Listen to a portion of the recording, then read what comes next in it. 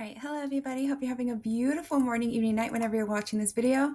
Okay, something a little bit new. Well, not new for me because I've been subscribed and I've watched basically all of Stephanie's Rotten Mango true crime cases, but it's new in the sense that I'm actually recording my reactions to them and I have to get caught up. So I've seen all of them except for the bridge one, the soccer player one, the children's charity one, the Japan's Twitter killer, and the poison baby one. Those are the ones that I have yet to see, and they're piling up pretty quickly. So I want to get caught up here, and we're gonna start off with the latest one, the bridge one. So we're gonna start off with this one. Let's go. Bada bing, bada boom. A sinking car will be fully submerged within 30 to 120 seconds. So you have essentially 2 minutes, if you're lucky, to get out of that submerged car. That's so and terrifying. It's going to be terrifying. Every second of it is going to be like life or death. The minute that your car hits that water, the front of your car is going to start to nosedive straight down into the river, the ocean, wherever you may be. The front of the car is typically heavier, so it starts slowly sinking and bringing in more water. Now, this is what some professionals have advised you to do if you're in these types of situations. Roll down the windows as fast as you can. You're about to hit that water, roll down the window. You're in the water, roll down the window. Because once you're fully submerged, it's going to be nearly impossible to open your car door. And if your car windows stop working, then you're going to be trapped inside the car with zero escape. You're going to drown to death inside the car. So roll down your windows because the power to operate the windows is only going to last so long. You have a very short window of opportunity before all the electrical systems are destroyed by the water. If you can't roll down the windows, you got to find something to break it with. Don't try and break the windshield. That is the thickest part of glass in the entire car. You got to use the side windows. Then you take off your seatbelt. You do not want to be restrained while you're trying to free yourself from drowning in a car. Absolutely not. Help other people out in the car and then swim out of the car safely. It's going to be the easiest to swim out of the car when the water level is still below your car window that's open. Now, once there's water coming in through that open car window, you're going up against the water pressure. Water's pushing you down. You got to swim up against it. If you're not a strong swimmer, you might have to wait until the entire car sinks to the bottom and then wait for the water pressure to equalize before trying to swim up. Yeah, see, that's so absolutely terrifying to me. That's such a horrible situation for anyone to ever be in. But some of my deepest fears is tight spaces, so like claustrophobia. Being trapped in a car is terrifying enough. And not only that, drowning, like deep water, is another one. So being stuck in a small space in your car in water, just kill me right there. Like, it sounds so dramatic, but I would just be so panicked. I would not know what the heck to do. Because even if the car is fully submerged, it's still sinking. So the water is pushing it down and you're trying to go up. You can still do it, but it's going to take a lot more energy and a lot more skill. Wherever you are in this process, you're going to want to use your feet to kick off the car to try and propel yourself towards the surface. But what if you wake up in a sinking car? What if you didn't even see yourself falling? What if you weren't ready? You weren't alert. You didn't have any of the time to do these things. And now the car is filling up with water and you're panicking. In the Han River in Seoul, South Korea, 33-year-old Min Jun was knocked unconscious. He violently wakes up by the cold. It's just so cold. And he notices he's in the driver's seat of his car and there is cold water splashing into his car. You would think it's a nightmare. It's slowly filling up. His feet are fully submerged at this point and now it's like trying to reach his knees. He's freaking out. Like, what the hell is going on? He has no idea why he's in water. He starts panicking. He's looking out the window. All he sees is water. What the hell? His car is in the middle of the Han River sinking. How did he even get here? He tries to push open the car door. He pushes. It doesn't even budge. Something is blocking it. Or perhaps it's the water pressure that's high enough already. It won't move. He tries to slam his body up against the door to get it to open. It's not even moving a little bit. Not even a single inch. So he's like, okay, calm down. Think. We got to think. He could hear his breathing ringing in his ears and he's panicking. even if he gets out, then what? Be plunged into the dangerous river in the middle of October? I mean, surely he's going to quickly die. The currents are strong enough to drag him underneath the water. And if that doesn't happen, he's going to die of hypothermia pretty quickly because he's in the middle of the river. But if he stays in the car, so awful. He's going to drown. The car is going to slowly submerge and he's going to drown to death either way. It's just a lose-lose situation. So no. He's got to get out. And he had wasted so much energy trying to get that car door open. The water is now up to his waist. He has to think clearly. He tries to open the windows. It doesn't work. It's broken. And he's thinking, okay, what do I do? What do I do? The window has a tiny hairline crack running through it. Minjun knew that this is the only way out, the only way to live, or at least have a shot at living. So he uses his elbow and he smashes it into the window once, twice, 3 times. The water is just coming up higher and higher, filling up the car, and it's splashing up against the car, trying to drag it down. I mean, the adrenaline is so high, he doesn't even feel how cold the water is anymore. He uses the weight of his body to smash into the window again, and it finally shatters. Okay. It breaks. He pushes out the glass shards. He takes one last breath, closes his eyes, and jumps out the window. And he plunges straight into the cold concrete. Concrete? And he's like, what the hell? Why is this not water? He opens his eyes and he looks around. His car was half submerged in water, but still resting on a piece of concrete that is now floating in the Han River. Wait, what the A giant F? piece of concrete the size of 2 football fields is now floating in the water. Give me a second. Oh, sorry, Steph. Okay, I had to remind myself of the title because I'm very forgetful. And I was like, okay, where are we going? It does not belong there. It wasn't there 2 seconds ago. And behind him, Minjun sees what looks straight out of an apocalyptic movie. Floating on the concrete island is a bloodbath. People crawling out of their crushed cars, moaning for help, people in the water screaming, begging to be saved while they're getting swept away by the powerful currents. Other cars are fully sinking into the bottom of the deep river. A bus behind him is crushed to half its size. The bus is now coming up to his waist, with blood just pouring out of it like someone stepped on a berry-flavored juice box. He could see blood-soaked hands like reaching out of the bus, trying to crawl out. Oh no. And nobody was coming to help them. It would be up to the 49 people floating in the middle of the river to save each other. By the end, 32 people would be dead. This is the case of the Seongsu Bridge collapse in South Korea, and how 32 people died without medical attention on a concrete floating island in the middle of the Han River while helicopters flew over and live streamed the whole thing to news networks.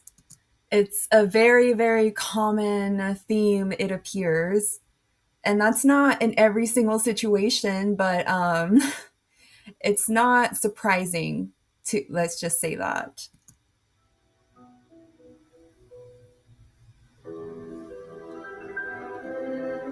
That's just so frustrating. Frustrating and just heart-wrenching. Like, why? We would like to thank today's sponsors who have made it possible for Rotten Mango to support Direct Relief, a humanitarian organization that is active in all 50 states and more than 80 countries, with a mission to improve the health and lives of people affected by poverty or emergencies. This episode's partnerships have also made it possible to support Rotten Mango's growing team of dedicated researchers and translators. And we'd also like to thank you guys for your continued support as we work on our mission to be worthy advocates of these causes. As always, full show notes are available at RottenMangoPodcast.com. We worked with our Korean researchers to help assist in the gathering of data for this case, but as always with international cases, please let us know in the comments if there was anything miscommunicated, lost in translation, or just any additional information you would want us to know. Leave it in the comments. And a quick note, many of the victims involved have wished to stay anonymous, so we're going to be assigning aliases for them, and with that being said, let's get into it. All the workers of the local convenience stores nearby, they knew this man. He was kind of an interesting middle-aged man. He worked by installing those LED lights on the outside of buildings. So he worked for a light installation company. And the ones that really watched him, or if they ever looked out the window and they saw him installing these lights, anytime he got a little bit high up on the ladder, his knees would start buckling. Oh. His whole body would start Uh-oh. shaking. And then after work, he would walk into a convenience store and buy all the food that he was craving. Now, for years, there were ups and downs in his finances. On the times that he wasn't making a lot of money, he would still walk in and buy all the food that he was craving. There would be split moments where the convenience store owner would tell him exactly how much it was, and the middle-aged man would open his wallet. Let's say the food is $19. He only had $20 in his wallet. He would hand it over with a big smile on his face and tell him, thank you, you gotta eat, and walk out. He did this even when he had more money. He ate everything that he was craving all the time. He never skimped out on food. And it's very interesting because the ones that had known him for years now, they knew that he had not always been like that. He didn't even work installing lights when he was younger. He was a police officer. It felt like this man had two lives, one from before and one from after the incident. Before, he was just another young cop in this police-issued van complaining about food prices going up. Okay. I mean, at this point, it's I straight up see. robbery for some kimbap. I mean, it's so chisaye, which means annoyingly unfair, that I would just rather not even eat at this point. The rest of the other 10 police officers would chuckle, and the one driving, he turned up the volume to the music.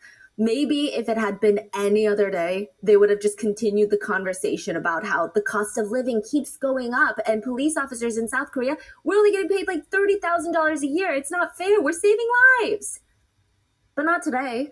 Today was their day to celebrate. It's National Police Day, and the 11 Seoul Metropolitan Police officers are heading in their bright blue van to receive awards for their exceptional performance. So they're excited. They're not talking about kimbap prices today. They're having a blast.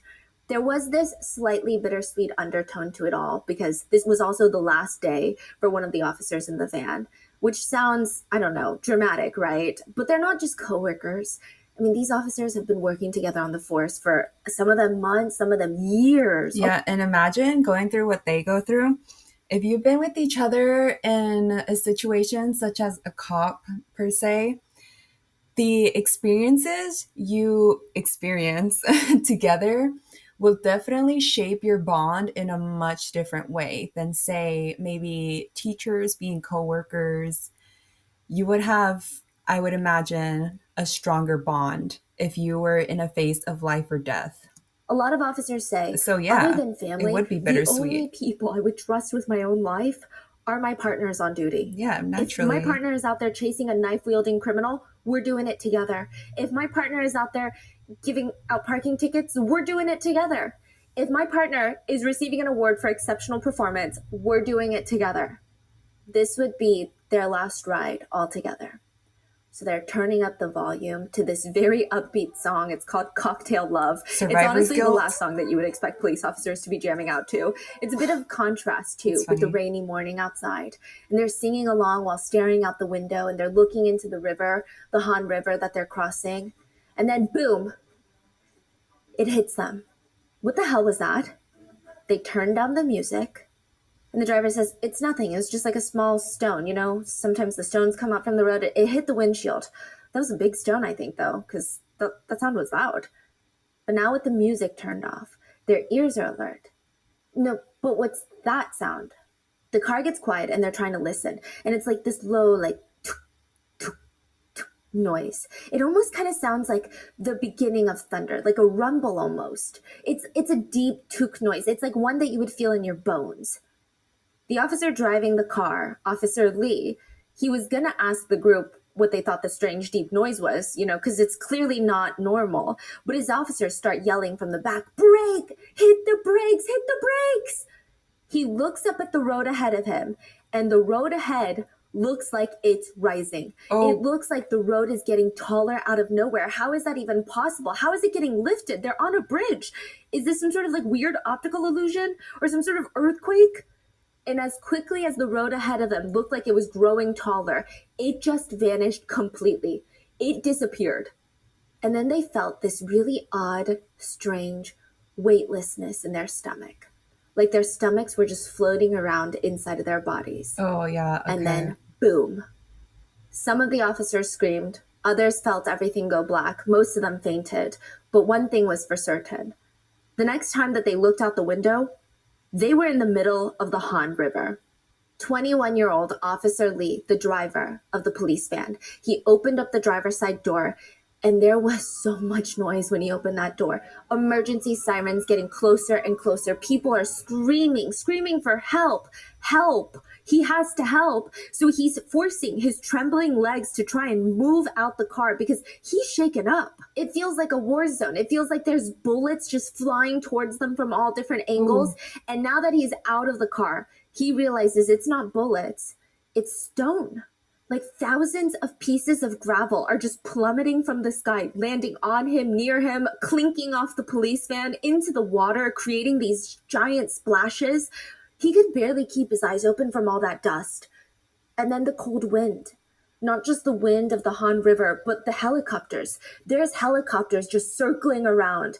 And he's trying to squint and look up, and 66 feet above him, 7 stories above him, is the bridge that he had been driving across just moments ago. It had a giant section just ripped from it in the middle. It's like someone punched down into the bridge, taking a giant piece of slab down to the Han River. That is so terrifying. That's one of the most terrifying things. Listen, I don't really drive on bridges all that often. The closest bridge is maybe like 5 minutes away, and that's to cross from my state to the state across the river here. If I look out my window, I can probably see it. It's that close by. And that bridge is like metal, I would say, and like half of it. And that is so terrifying. You look down at the grates. Well, you wouldn't do it when you're driving, but you look down at the grates on the passenger side and you just see the river down below you. I could just not imagine. It's one of the most terrifying things, honestly. Driving on it, just imagining, especially as a kid, just in the car, and suddenly if it were to fall, it's one of the most like terrifying things I've ever pictured as a kid driving on that bridge. So to see a situation or hear about it actually happening, and granted, this is like concrete. Say if I were to go to a metropolitan area, it would be much more concrete bridges, but I could not imagine in my wildest dreams that ever happening. But you know what's even crazier than the bridge collapsing is the fact that it's in a river, right? Granted, the Han River, knowing like the length and width of it and whatnot, it's still a river. It's not an ocean. It's not anything super vast where it takes forever to like for help and rescue to get there. This is a river. So to not get any help, like maybe 10-ish minutes. Well, I don't want to sound insensitive or anything like that, but it's just so mind-boggling. He could see peeking over the bridge, like the edge of the bridge up there, 66 feet above him, are people, firefighters, looking terrified. He's like, why do they look so terrified? He turns his eyes back down and turns around in a full circle. They were on a sinking island. A piece of concrete, the slab from the bridge that was missing, was now floating in the Han River, about to sink at any moment. Lee turns to his right. There's people screaming from inside the water. They're being swept away by the current. He turns to his left. There is blood seeping into the concrete, turning it fully dark red.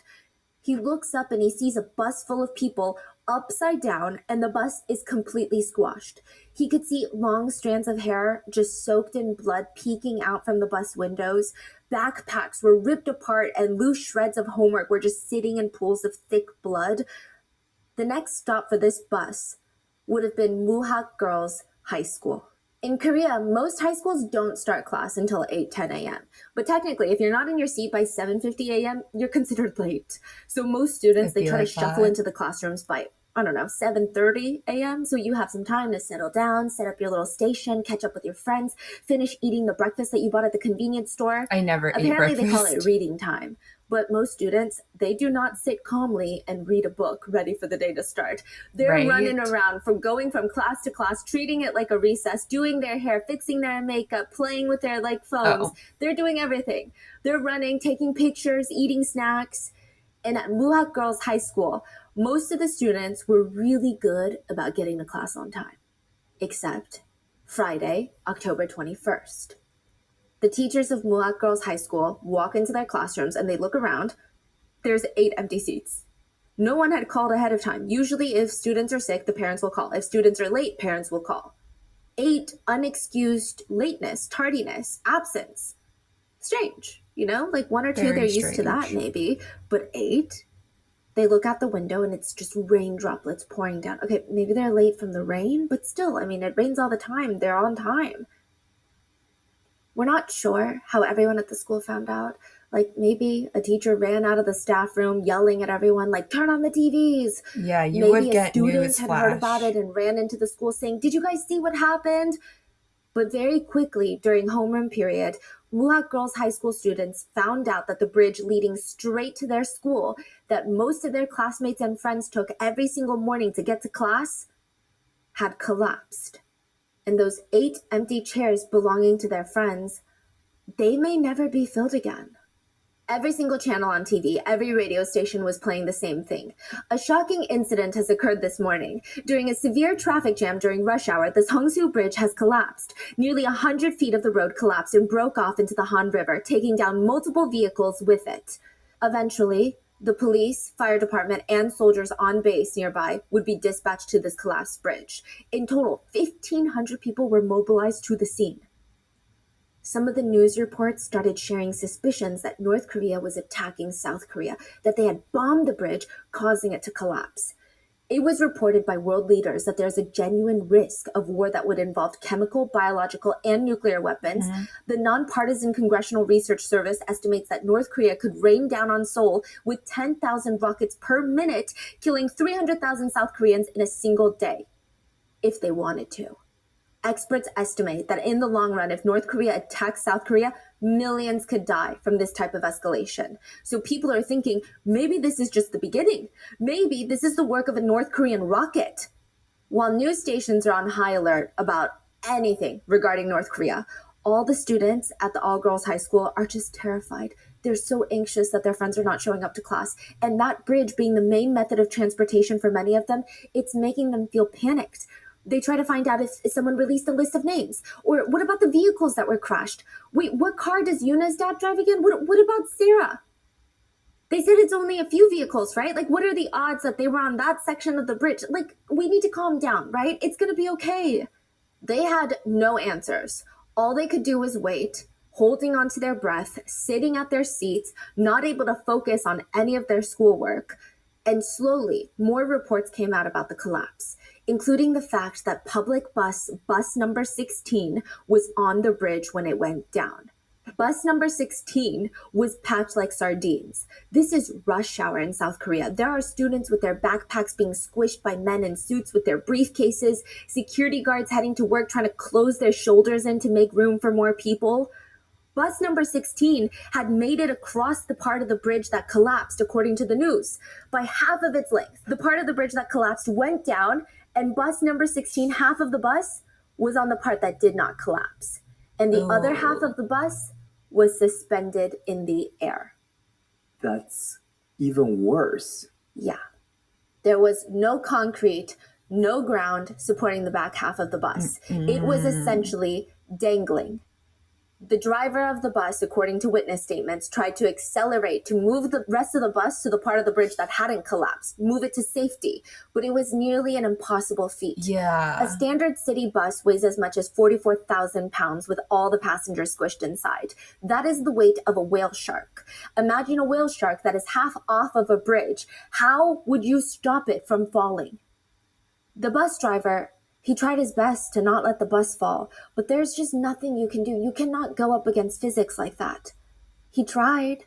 Witnesses stated that he accelerated all the way until the rear wheel of the bus hit the edge of the broken bridge, but it got caught on the jagged stone. Oh my gosh.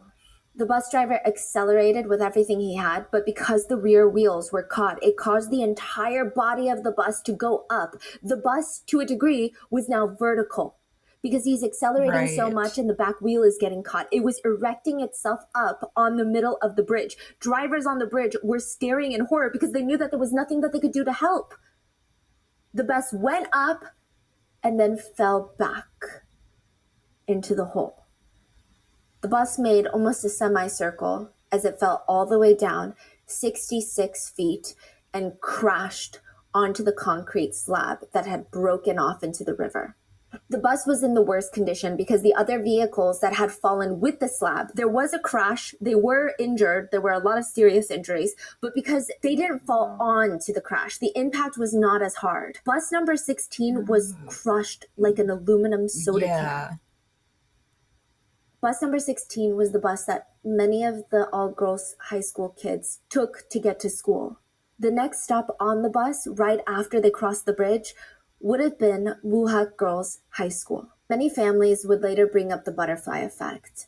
And side note, just to clarify, I am only bringing up these types of questions and even the butterfly effect because a lot of the families of the victims were talking about it and it just became a topic of discussion amongst a lot of news networks at the time. I personally do not think any member of any victim's family should feel this way because then it gets really easy to place blame on ourselves, which I just don't agree with. A lot of families stated that they kept thinking, what if I just made my family members a little late that day? By 5 seconds? Could that have changed things? Like, what if I forced them to wake up earlier? Would that have made things different? I was thinking, they're so tired, maybe I should let them sleep in, but what if I had just woken them up on time? Would they be coming home tonight? They just kept blaming themselves and thinking about the butterfly effect. The butterfly effect is the idea that small, seemingly trivial, non-consequential events or decisions ultimately result in something with a much larger consequence. So a dramatic example would be a small butterfly flaps its wings in South Korea, and somehow this tiny change in air pressure and wind would somehow lead to another tiny little event where someone kind of slaps their hair around like this. That leads to another tiny event and another, and then it gradually snowballs and it would eventually cause a tornado in New York. Or the idea that if you had a pile of sand, you think, okay, if I just remove a single grain of sand from this giant pile, it seems so trivial. Who's going to miss that tiny grain of sand? Who's going to even know that I took a tiny grain of sand? For real. But it would change the entire pile of sand. The butterfly effect is often referenced in time travel movies and shows because the idea that you can go back into time and you do something that you believe won't do anything and it changes the future forever. One of the most famous classics is about a man who travels back 65 million years to shoot a dinosaur. He's like, this is my dream, to kill a T-Rex. Now, according to history, the T-Rex was going to die anyway that day because a fallen tree would land on it, killing it. But he's obsessed. He's obsessed with wanting to kill this T-Rex. So he time travels and the tour guide takes him there. Time travel tour guide. But when he goes up to shoot the T-Rex, the man starts getting scared. The T-Rex is so big. Like, what if the bullet doesn't kill him and it just makes him angry and then the T-Rex is going to kill me? He's frozen in fear. The guide has to step off the path because they have a time travel path. Step off the path to shoot the T-Rex so that it won't kill them. They time travel back to the future and everything has changed. Language is no longer the same. An evil dictator is now in power and it just doesn't make sense. The T-Rex was going to die that day anyway from a fallen tree. Why does it matter if it was shot or not? It's dead. Ultimately, the T-Rex was going to die. They look down and they see a crushed butterfly stuck to their boot. And the story shows how just them stepping off the path, stepping on a butterfly, changes history forever. It's so terrifying on its own if you think about it too long. But a lot of parents of the victims in this story, they just kept bringing up the butterfly effect.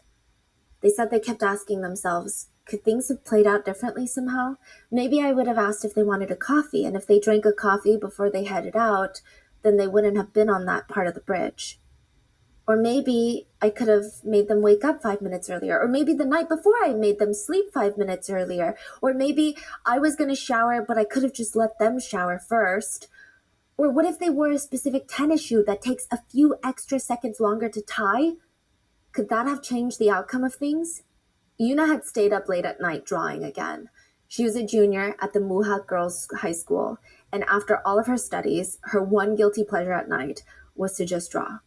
The next morning, Friday morning, she woke up a teeny tiny bit later than usual. I mean, at this rate, she was going to miss her bus to school, and Yuna's dad offered her, hey, I'm going to drive to work. The bus stop is on the way. Get in the car. I'm going to drop you off at the bus stop. Yuna did not even respond to him. She grabbed her backpack, got in his car, and she crossed her arms and stared out the window. What's up? Yuna's dad is trying to make eye contact with his daughter to see if there was an opening for conversation, but nothing.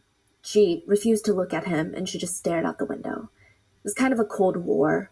Yuna's dad had spanked her a few days ago, and she's a high schooler, so they're having it's very normal. It seemed like neither of them wanted to apologize first, so the whole drive all the way to the bus stop, they don't say a single word to each other. When he parks the car, he turns to his daughter, but she's already out the door, and she's saying, "Kata urke," which means, "I'll see you at home later." And she closes the door, and she walks off to the bus stop. And when she gets there, the bus is not there, and she's wondering, did I miss the bus? Ah, man, when is the next one going to get here? And she watches as her dad drives off. Another student from the same school, Muhak Girls High School, was trying to make it to that same bus stop. She was a senior, though. Her name is Sarah, and she had overslept. She stayed up studying for the college entrance exam. Like, this girl had not known a good night's rest in a really long time. She barely washed her face, barely brushed her teeth by the time that she's running out the front door with her backpack thrown over one shoulder. Her mom's telling her, "Be careful!" And she's running as fast as she can, trying to not get caught behind all these very sweet, very kind, but incredibly slow walking elderly people. Sorry, excuse me.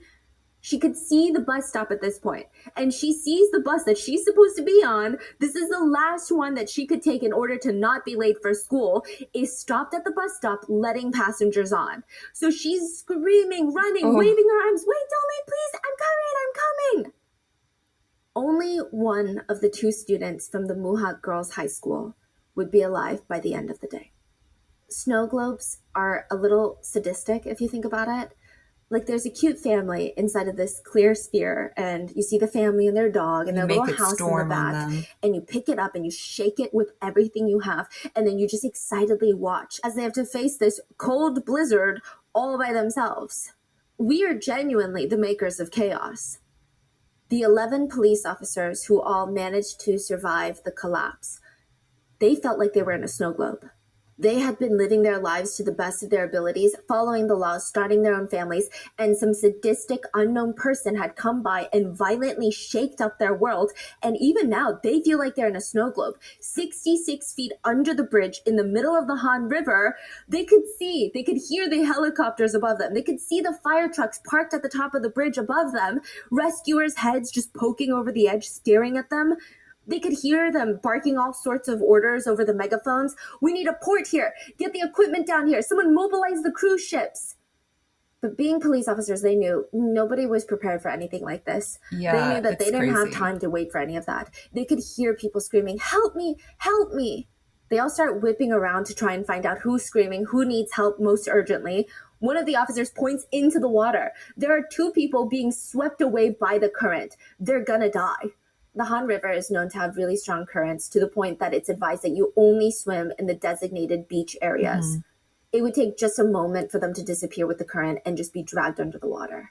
The rain is making it even harder for the officers to see, but they cannot miss these tiny two dots in the water, because right next to them is their half-submerged car going down.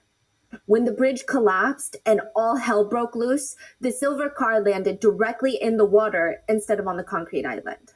Two teachers that were in the car managed to escape the quickly sinking vehicle, but now they're... Arguably, would you argue if...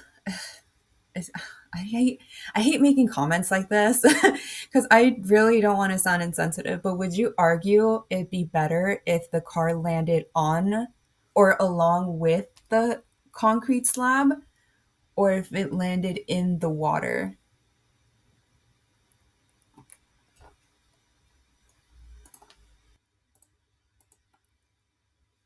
And yeah, Stephanie made a comment there that kind of, I guess, touched up on my previous comment, how there's no way authorities or anything like that could be prepared for a huge incident like this.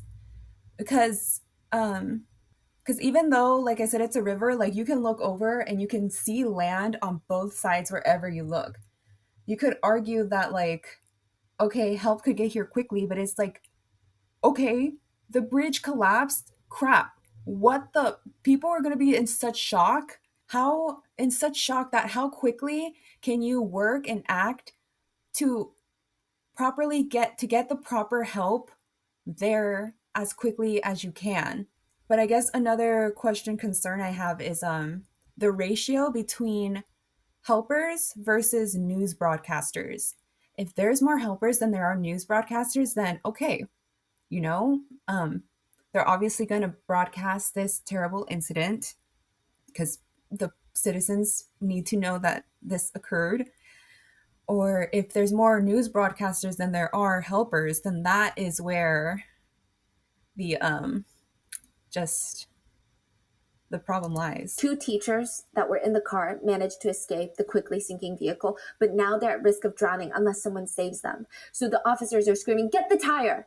The officers didn't even think about what they're doing. They're going into full autopilot mode. They're trained to act in crisis situations, so that's exactly what they're doing. They're focused. Get the tire. They work in unison to grab the spare tire, connect it to a rope, and they hurl it into the river. Grab the tire! The tire did not reach the teachers. It's not working. They're only getting further away. They're getting dragged by the current. So 2 of the officers, they look at each other, they look at the others, and without hesitation or saying a single word, they dive into the cold water. Okay. They manage to reach the 2 teachers and bring them back to the concrete island. The 2 teachers, Teacher Kim and Teacher Park, soaking wet, their hair is sticking to their foreheads. They're grabbing onto the wet police officers. "There's 2 more teachers in the car. Please, they're our coworkers. We carpool with them for the past 2 years. You need to go get them." In The the other car. 2 teachers would never make it back to their classrooms. And then the cries became unbearable. All the police officers could hear were people begging to be saved, to be helped. Some were screaming in a frantic, high-pitched voice. Others were moaning as if they had stacks of bricks on top of them, and this is all the air they can muster out. The officers look over at the bus that crashed down next to them, and it's flipped upside down, and in the impact of the crash, of it crashing onto this concrete island, it had been completely squashed. If you stood next to the bus now, it would come back to your waist. That's how tall it was. The bus was flipped upside down, but it's crushed to the point where certain parts of the bus, the floor is touching the ceiling of the bus. It's like if someone stepped on an aluminum soda can, completely crushing it, pancaking it. There were bus chairs popping out of the bus, just scattered outside. Parts of the metal walls of the bus had popped off and they're crumbled on the side of the bus. The glass windows are all broken. School bags, lunch boxes of students are protruding out of the bus, soaked in liquid. It was blood. 21-year-old Officer Lee remembered looking at the bus, seeing the blood flowing out like a squash juice can, and he said there were layers of people on top of people. It was literally hell on earth. But he has to snap out of it. Voices are calling at him to help. He goes back into focus mode, trying not to think about who these people are, what's going on, where everybody was headed, the fact that 2 seconds ago he was headed to receive an award. He's not thinking about his family. He's thinking about saving lives, and that is it. The situation was being broadcasted live in all news stations in South Korea by the helicopter circling above. The people trapped in the collapse were really in their own snow globe. The whole nation is watching them without any single way to help. All the police officers would be seen on the news stations on the sinking island wearing nothing but their underwear. But it's only 40 degrees outside. Officer Lee and the other officers start pulling people out as gently as possible from this crushed bus. And all the other officers that are assisting, they would pull a person out, a middle-aged man, suit covered in blood, students in uniform covered in blood. They would look at the officers and they would say, "Thank you, I'm so cold." And with each person they pulled out of the wreckage, the officers would just start shedding articles of their clothes. Every single person that they rescued out of the bus told them, "I'm so cold." And they're shivering. And the officers knew that that is a dangerous combination. Yeah. So blood loss causes your core body temperature to fall. Right. It can actually lead to hypothermia and death. Normal body temperatures are at 98.6, but when it falls below 95 degrees Fahrenheit, you're at risk of your body shutting down. Hypothermia can lead to complete failure of your heart by causing an irregular heartbeat, respiratory systems go down, and eventually that leads to death. And a lot of these people being pulled out of the bus are showing signs of hypothermia. Yeah, it's only 40 degrees outside, but from blood loss. They're becoming hypothermic. Not to mention, it's the end of October before 8 a.m. Even just being outside would have been chilly in South Korea. But on the Han River, those current, those winds, it likely feels much colder, and it's raining. Officer Lee would take off his police jacket and give it to the first person he pulled out. Then he ripped off his shirt, gave it to the next person. Then his pants. He pulled another person out of the bus, a student. They said, "I'm so cold." And he looked down. He has no more clothes. He's in just his underwear. And he's thinking quick on his feet. He runs to the police van and he starts ripping the car seat covers to take off so that he can provide some sort of warmth. And when it finally rips off the seat, he runs towards the student he just pulled out and he said, "I got it, here, take the..." The student was dead. The officers had to keep going, though, even though it just started to feel pointless and painful. They rushed to get everybody out of the bus and cover them with car seat covers. They would ask the person they just pulled out, "Ajashi, are you okay? Do you need help right now? Is this warm enough? Here, take the car seat cover." No. Thank you. Thank you so much. Go save the others. Go." The officers would turn around, go back into the bloody bus, drag another person out, and place them right down next to the Ajashi, who was now dead. In another instance, Officer Lee pulled out a man from the bus. He's covered in blood, badly injured. He's still actively bleeding. And like the others, he desperately needs medical attention. I mean, this is life or death. Officer Lee sits him down and he's reassuring him, like, "Just hold on tight, okay, Ajashi? The rescue boats are coming. They're going to be here very, very soon. Just stay awake." The Officer Lee looks up out into the river to see where the rescue boats are, how far in the distance they are, and he starts smiling because he can see them speeding towards the concrete island, and this is good. And he looks down. The man is dead. It felt like every time they rescued someone, they would turn around to help someone else, and the person they just rescued would be dead. They were alive 2 seconds ago, and now they're dead. It would take 30 minutes for the rescue boats to arrive. Rescue operations began, and bodies were carried onto boats on stretchers. Helicopters used rescue bags to now lift dead bodies. Rescue teams took way too long. When they first heard the bridge collapse, most of them made their way onto the bridge to the giant hole in the center. But what the hell are you going to do from there? So They wasted a lot of time driving back off the bridge, finding boats to get to them, to get to the site of the collapse by water this time. It was also later revealed that the call center employees briefly thought all the calls coming in about the collapse were prank calls. Fake. So they wasted even more time that they could have used to save lives by contacting the correct people, like the Navy. 32 people died that day, 9 being students, and 17 more people were injured. But to get a call like that is an extreme prank. And it's such a huge incident that it would be hard to, I don't know on how to word it properly, but something big like that, the word will travel fast. And I'm sure you're not just getting one phone call about the bridge collapsing. I'm sure you're getting numerous different calls from numerous different places, whether on the bridge or on the other off the bridge, just on the island looking towards it.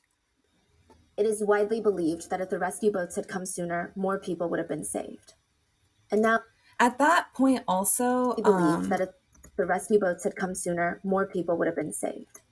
I don't really know how I feel about rescuers arriving on the bridge, like to the point where it's that hole had fallen down, that part had fallen down. What are you going to do from up there?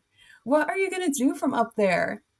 If the people that are injured are down, I don't really understand that thought process.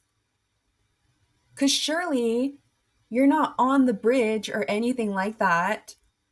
You can see from your point of view that the people who would need the most help are in the water. I don't know, maybe I'm missing something that just doesn't add up to me.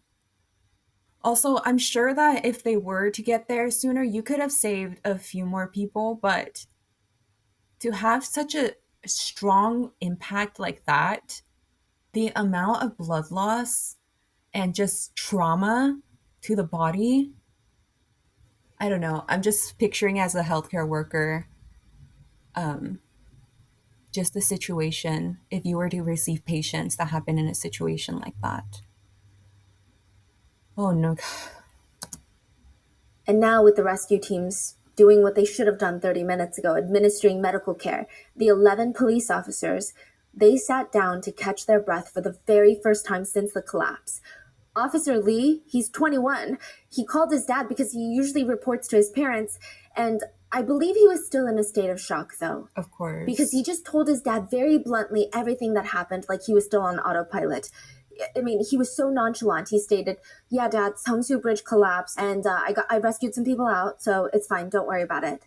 And his dad responded, okay, 조심해, be safe," and he hung up.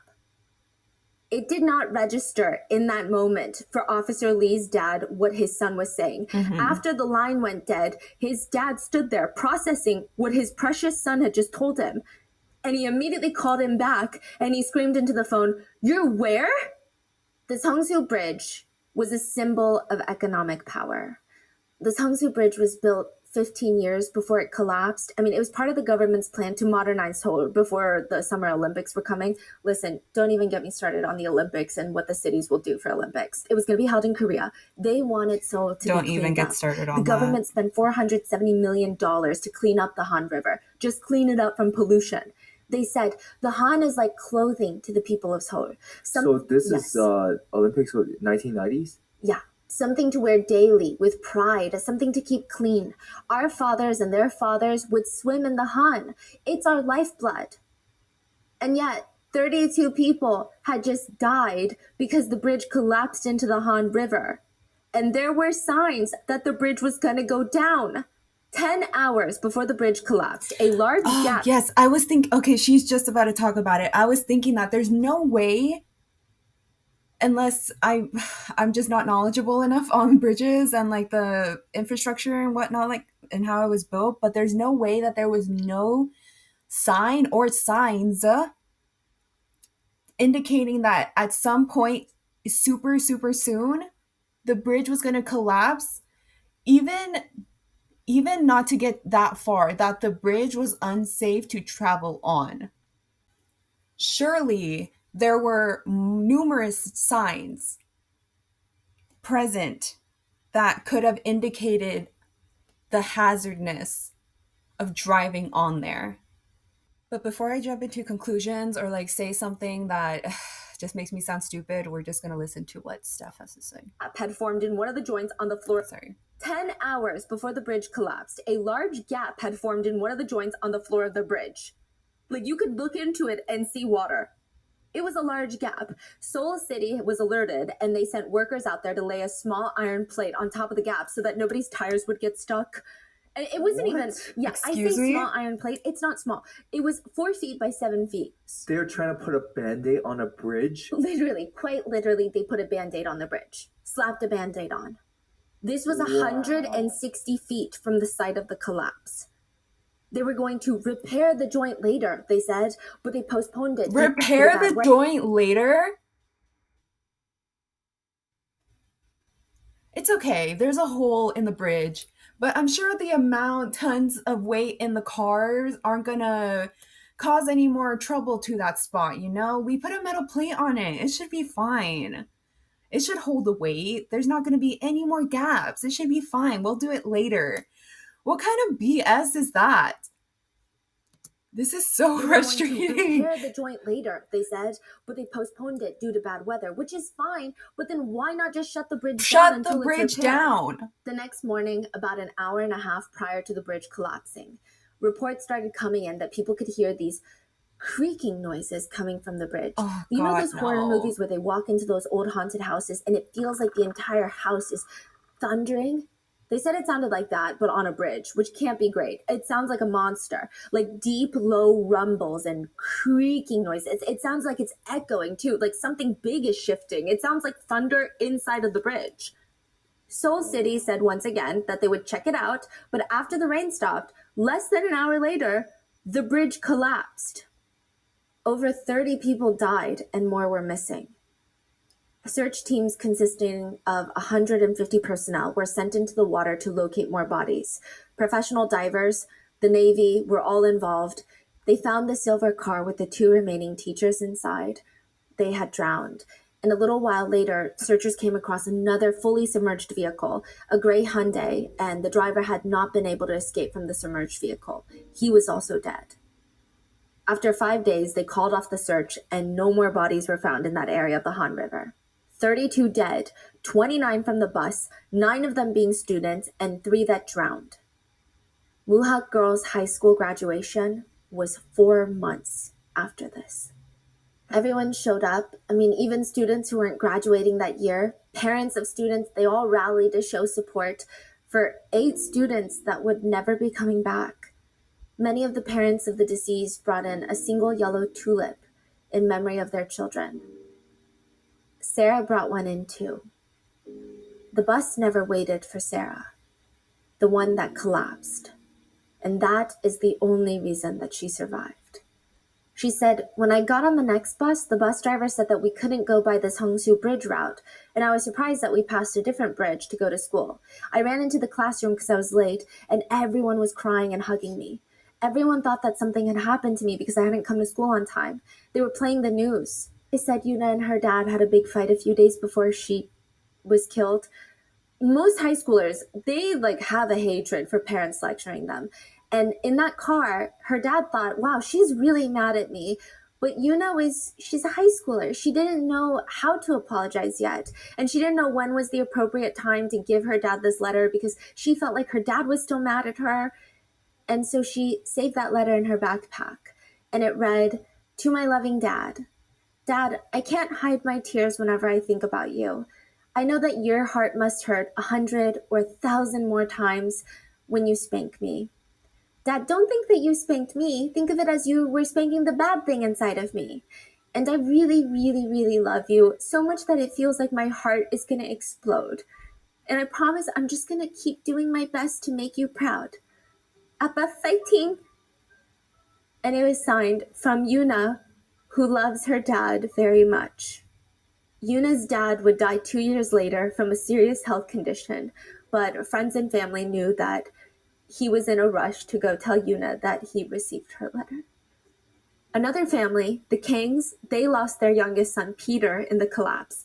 When Mr. and Mrs. Kang heard that Peter was gone, that he was killed in the collapse, they fell to the ground and they were slamming their fists down, screaming, "Peter, Peter." It was Peter's last day at work today. He had quit his job to focus on his studies of becoming an accountant, and his parents felt guilty. They couldn't help but think, had the collapse happened just a day later, had Peter just quit a day earlier, the precious son would be alive today. Bridges are all about balance. To simplify it, when you have a force going down, like gravity, the structure is going to go down. But when you have a force going up, and a force coming down, the structure can stay still if it's perfectly balanced.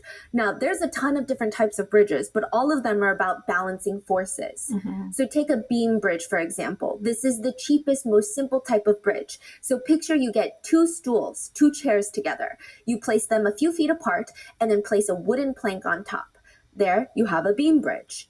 Now, let's say you want to make this beam bridge longer. You got to get creative, because imagine you just push the chairs further apart and try to balance a longer wooden plank. Suddenly, the weight is going to feel heavier. It's going to start sloping down in the middle of that wooden plank when you put weight on it, right? It looks like it's going to snap in half. So what do? I mean, technically, you could add another chair in the middle to balance out the weight, but that's not the cheapest or the easiest solution. You want to keep a good chair distance from each chair, so you don't want to spend so many chairs on this wooden plank. So what do? You add trusses to it. Imagine you have 4 toothpicks. You tape them up into a square. How easy would it be for you to take your finger, put it on the one corner of the square, push it down, and suddenly it's not a square anymore. It's a different shape. Pretty easy, easy, right? Because it's just going to bend. Yeah. So what would be the best way to ensure that it doesn't tilt? Doesn't tilt? Oh, you add like 2 more in the middle across it. Just add one. Just add one diagonal. So now instead of a square, it looks like 2 triangles. Triangular support systems are great in bridge structures. I mean, they're great at holding their shape and not falling to pressure. It's very evenly distributed. And that's what a truss is. So this Hongsu Bridge was a truss bridge that relied on these triangular support beams to hold it up. So there would be a pillar or a chair, and then the bridge part that the cars are driving on would be on top of these triangular support systems. And then another pillar, and then more triangular support systems. And it means that the bridge can use way less pillars or chairs in our example. So for context, another bridge in South Korea would be categorized more as like a steel beam bridge, like a regular bridge. Each pillar or chair is about 110 feet apart. This Hongsu Bridge, the pillars are almost 400 feet apart, because this Hongsu Bridge has these triangular support systems, which is typically a very smart and safe way to create good bridges. But that also means one of the most important parts of this bridge is gonna be the truss, the toothpick part. And it's not actually toothpicks, they're steel beams, but you get the idea. And more importantly, one of the most important things are going to be how the toothpicks are attached to each other to create these triangular shapes, the joints. That's what's welded together. That's the welding part. So another analogy that's hopefully going to make it super easy to see how horrible this Hongsu Bridge was constructed. If you have to tape 2 pieces of paper together, the cheapest way to do it would be what? You get 4 pieces of double-sided sticky tape, put them on each corner of one piece of tape, slap them on the corners of the piece of paper, slap the other paper on top. But let's say you want to spend a little more money, make it a little more secure. Maybe you tape the borders, all 4 sides, and then slap the other piece of paper on top. Or if there are millions of lives on the line and it depends on these 2 pieces of paper being taped together for years through all sorts of weather conditions, the best thing that you can do would not just be tape the corners or the borders, but everything. Apply double-sided sticky tape to the entire page and then stick the other paper on top of it. Every part is essentially glued together. The Hongsu Bridge constructors were supposed to do that, but they just taped the borders and called it a day for the joints of these trusses. The triangular support systems. How did that ever just pass by safety protocol? Surely there's some sort of protocols in place. There's no way that would have just easily flew by. Also, you would think something huge like a bridge would have the most strictest like safety features and just more safety in the way that it was built. There's no shortcuts to it. That is so ridiculous, isn't even the word to describe it. If we're just talking, I wouldn't even just stop at tape. Okay, two-sided tape, I wouldn't even go there. Glue, Gorilla Glue, whatever, it's the strongest glue possible. Duct tape that ish. I'm just going the full yards. Why? To save money. Such bullshit. To save bro. time and money. A lot of money. They also didn't use high quality tape or welding materials, if you want to. I'm sure. It was actually stated that the bridge should have collapsed maybe like 4 years after it was built. It was that bad of construction. I mean, and you would think saving money you wouldn't think that having to rebuild that bridge over and over and over again every 4 years, you don't think that's not going to cost more than if you just built it right and properly the first time?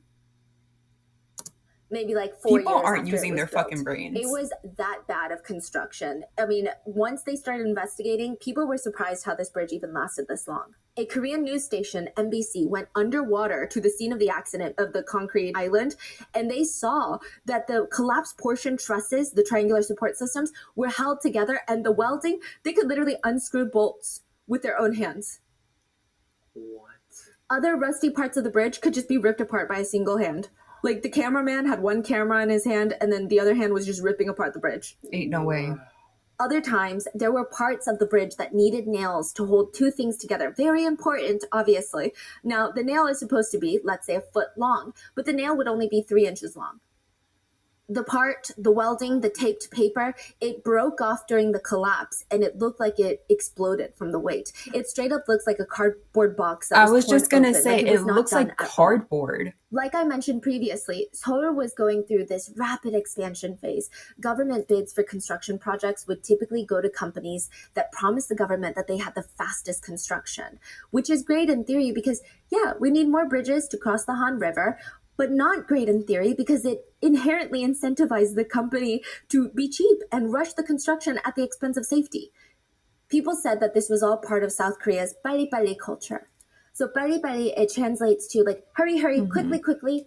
But in the cultural context, pari-pari culture is kind of like rushing people to do things quickly or get something done at a faster pace. You will very often hear Koreans saying like pari-pari, like "빨리 like hurry, hurry, everybody hurry. You go to Korea, you're standing on the side for 2 seconds too long. People are like, you gotta hurry it up. It's similar to New York where no one has time for you to just stop in the middle of the sidewalk. Deliveries are fast, internet speeds are fast, everything is about 빨리. The bridge was constructed by the company Donga E&C. They promised the government that they would construct the bridge at half the cost of the other construction companies. They were contracted by the government to build almost a mile-long bridge across the Han River for $63 million, which is a lot, don't get me wrong, right? But a lot of major bridges, I mean, albeit some of them are a lot longer, but they can easily cost hundreds of millions and most of them closer to $1 billion. So Donga is charging $63 million, half of what the other contractors in Korea are asking the government for, which sounds alarming, doesn't it? But the citizens were like, you know what? Donga is the best construction company in Korea right now. It's like the second largest contractor in South Korea at the time. And there's nothing we can do about it. It's the government choice. Wait, so they asked for half and it's going to do it in double the speed? Yeah. They're like, we're going to do it quicker and for cheaper. It's disgusting. So people thought, I mean, not that citizens had a choice. I'm not saying the citizens voted for this. The government gives it to whoever, I guess, they're sleeping in bed with, right? But the citizens felt a little bit reassured because the company had a lot of good publicity. The chairman of Donga, I don't always believe that.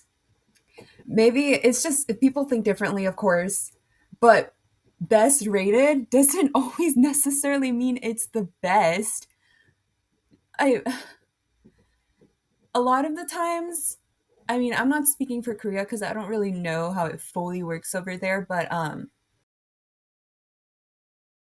say in the US, a lot of the times the information about a structure will be released, and that includes like the cost of building that said structure. I personally wouldn't just look at a bridge and be like, that was just that could have been so cheap to make. I'm sure you could have just quickly just, all right, next, all the way across the river. And I'm sure it's in some way a little common sense to look at a huge structure like that and not think it should be cheap, quick, and easy to make. So if that information were to be released and I were to see it and see how cheap, essentially, compared to what a regular bridge would have cost, I would never be able to convince myself or have anyone convince me to drive on that bridge. Absolutely not. What is it? I'm almost done. I got like 10 minutes left. 10 minutes left. You want to chill with me? Lot of good publicity. The chairman of Donga, Chairman Choi, was often hailed as some sort of construction hero. They called him the one who can accomplish the impossible. So if we give the government the benefit of the doubt, maybe they genuinely thought that Donga had some sort of crazy system or skill to make things happen more efficiently and cheaper than other companies. After the collapse, Donga made a statement and said, our company's warranty is over. The company's warranty for the bridge was 5 years. Afterwards, we cannot be held responsible for the accidents. We have no legal responsibility for this. It was so cold. There was nothing about the victims. It was just, this is legally not my fault. But Chairman Choi of Tonga definitely did not help the situation.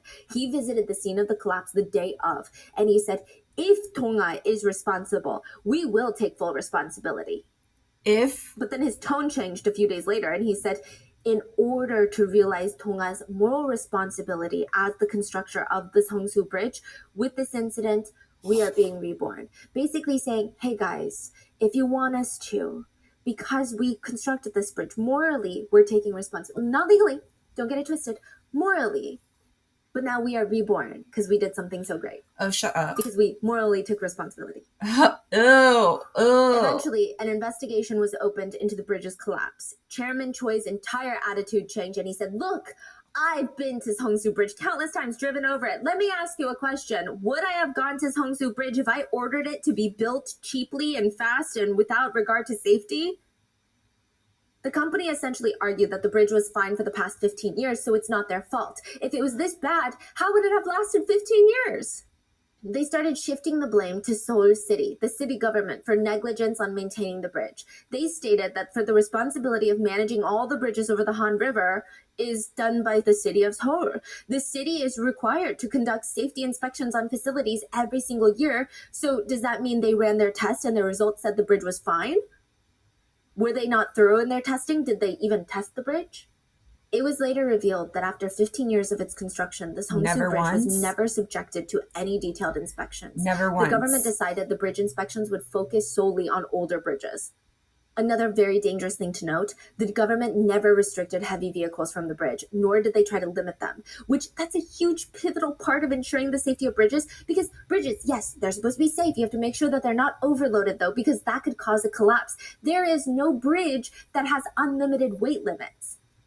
They're all built to only withstand a certain amount of weight. So not only did the government completely disregard the safe limit of the weight, they were doing more. The bridge had started off as a 4-lane bridge, and it was still a 4-lane bridge when it collapsed. But there were plans to get rid of the pedestrian lanes on both sides, redo the bridge, like the paint of the lanes, and make it 5 lanes. They were going to add on more load, more heavy cars, more buses, more transport vehicles, which would add more weight to this already exhausted, stressed structure. Side note, now it makes it seem like it's all the government's fault, but yeah, I think it's both their fault. Absolutely. Like, both sides hold so much I was responsibility. just thinking that, like, Tonga's construction of this bridge is so well known internationally by engineers and even used as... It's both of theirs, because a bridge should not just be a one group thing. It is affecting the city of Seoul, if you want to specify it down to something. It's their fault for building a crappy ass bridge, and it's the state's fault for not doing routine checks. We only do it on old bridges. That is such... What? As a case study for civil engineering students for the abysmal, terrifying, reckless construction of what honestly should not even be labeled a bridge.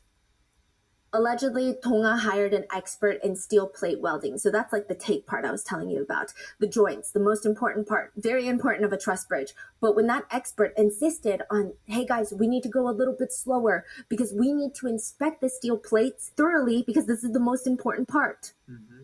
He was allegedly fired. Seoul prosecutors launched a criminal investigation into the bridge collapse. They were, in a way, investigating their own peers, and they did not like what they found. Seoul City had a contract with a third-party company and tasked them with handling the bridge maintenance and repairs. So let's call that B Corporation to keep things simple. B Corp had submitted a report to Seoul earlier that year. So this is in October. They did it early spring. They said, hey, the steel joints and the beams, yeah, they're compromised. It is in urgent need of repair, which doesn't sound like a we'll get to it when we get to it type of problem, but Seoul did not do anything about it.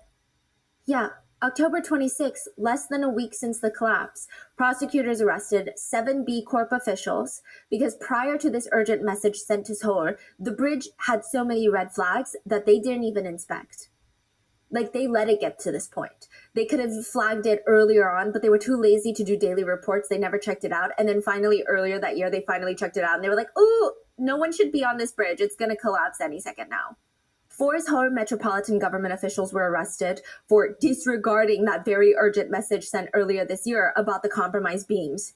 And just moving on, business as usual. 6 Business Tonga as construction usual. officials were arrested for obvious reasons for the construction of the bridge.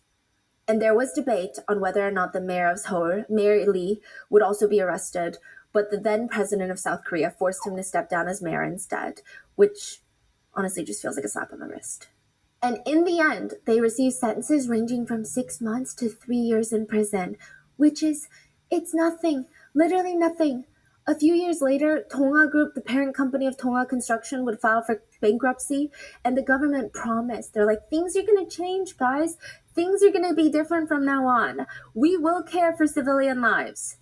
8 months after the bridge's collapse, the Sampung department store in Gangnam would collapse, killing 502 people, which we have covered in a previous episode. I was just 8 watching months that apart. earlier.